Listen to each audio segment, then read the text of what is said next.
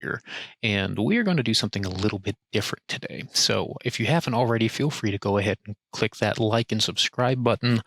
We just broke 100 subscribers, which means I can now have a custom hyperlink to share with people.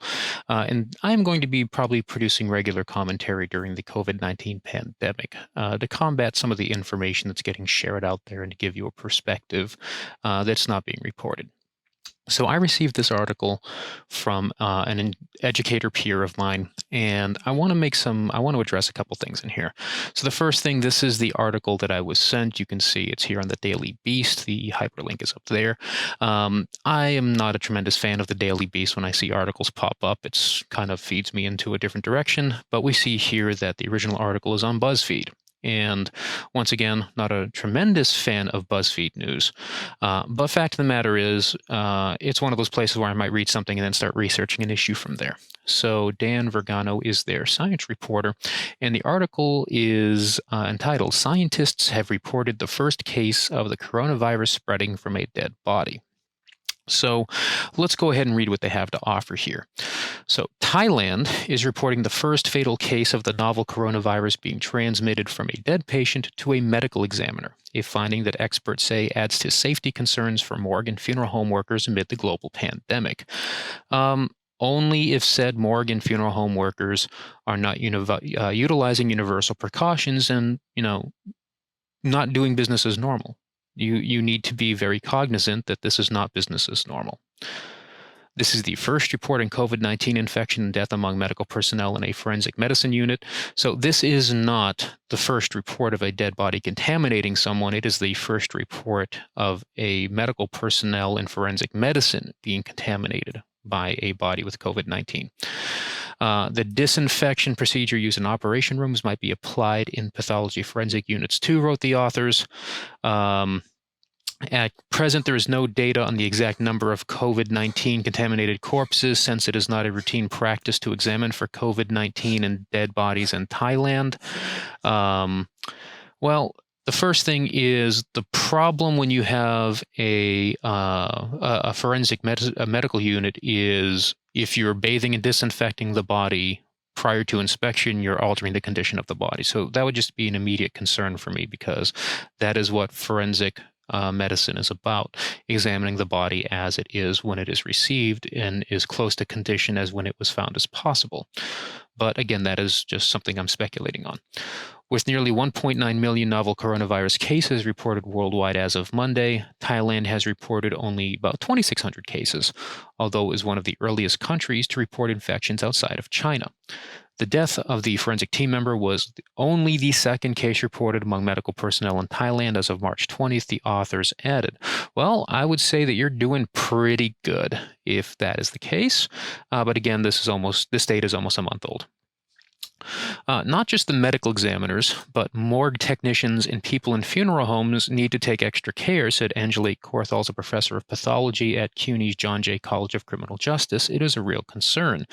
Amen. Preach it.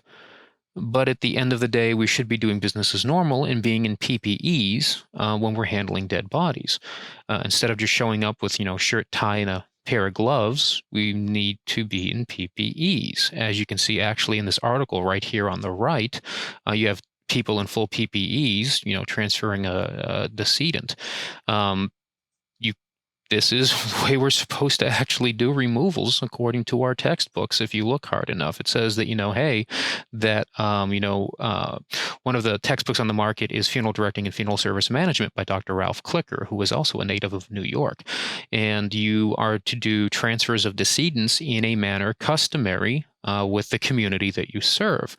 And I don't want to say that this is in derogation to the OSHA bloodborne pathogen rule, but fact of the matter is, if you are still just doing it in shirt and tie and maybe a pair of gloves, and I emphasize the word maybe, that is a problem. You need to be using PPE, so face mask, gloves. You may even need to wear a disposable apron until this blows over, because you don't want to get your clothes contaminated.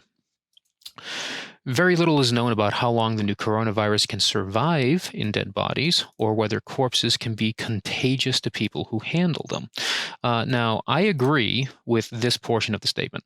Very little is known about how long coronavirus can survive in dead bodies. Absolutely. We are researching that, to my knowledge. This particular pathogen seems to be something that is capable of living on surfaces for long periods of time, more than just, a couple of hours. Doesn't say that, if you hit it with disinfectant, it continues to live for 18 hours or something like that. But if it's not treated with any sort of disinfection protocol, it will hang around. As for whether corpses can be contagious to people who handle them, yeah, we've known about that since, I don't know, the Black Plague. You can catch disease from dead bodies.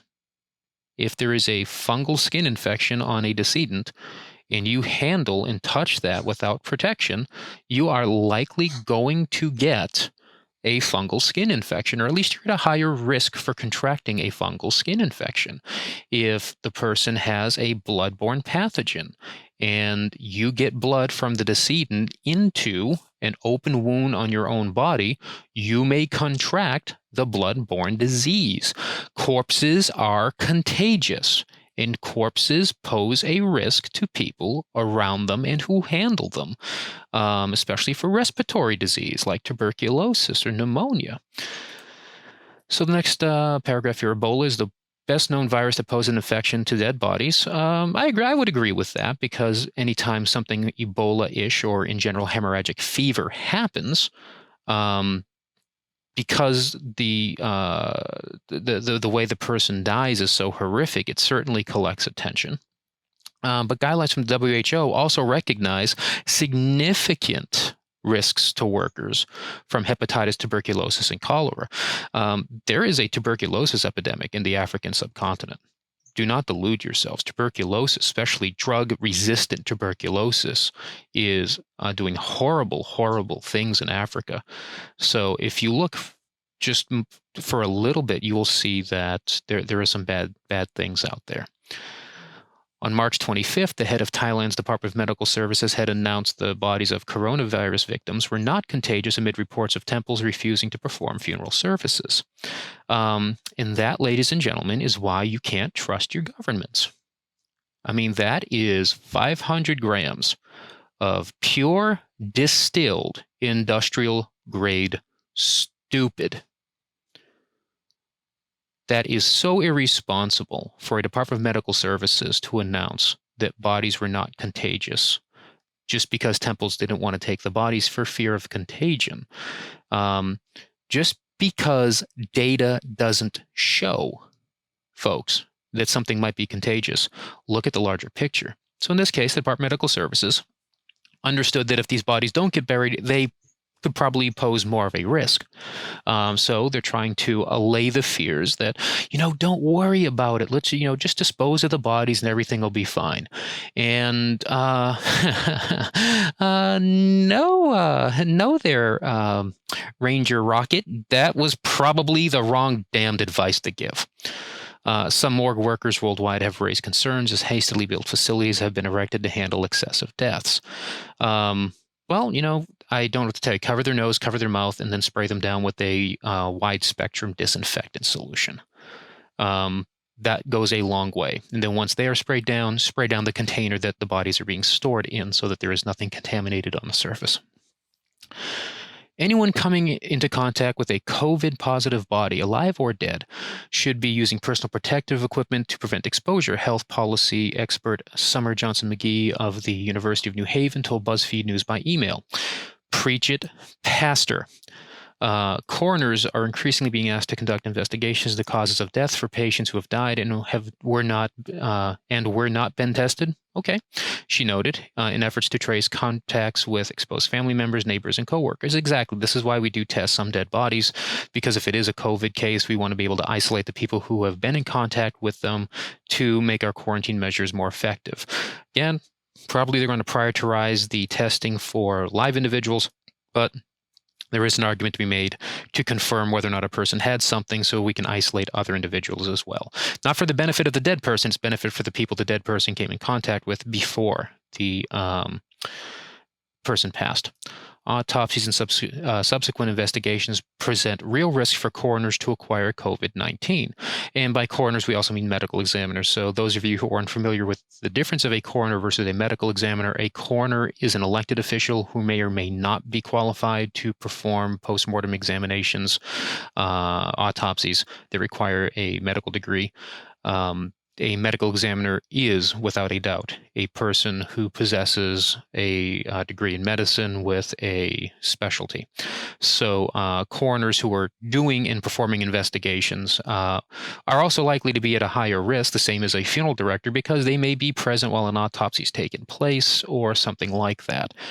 So true statement, okay? People who handle dead bodies are at risk. As efforts increase for temporary mass burials of victims in temporary morgues, medical personnel handling people's remains need to be included in priorities for protective equipment, said Corthals. Again, preach it, Pastor. The choir is listening. We need to take care of the people who take care of the dead. Absolutely. And that's why the people who take care of the dead, especially funeral homes workers, whether they be removal technicians, whether they be students of mortuary science, they are being trained on how to protect themselves. That's kind of the minimum price of entry when you're coming to mortuary school. So in general, and as a general statement, individuals who are employed in funeral service are required by their employer to undergo OSHA training regarding bloodborne pathogens and universal precautions and how to wear personal protective equipment. So if you're working at a funeral home, it doesn't say if you are at risk, you need to have training. You need to make sure that right now everyone in your funeral home is receiving OSHA bloodborne pathogen training, not just the people who will come into contact, so that all of your employees know how to protect themselves against things like this.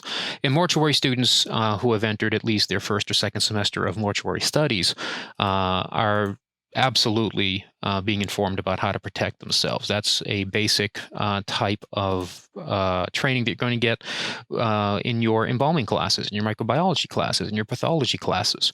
Many of the funeral service programs out there will, well, the American Board of Funeral Service Education does require that accredited programs have some sort of onboarding, some type of orientation to the program.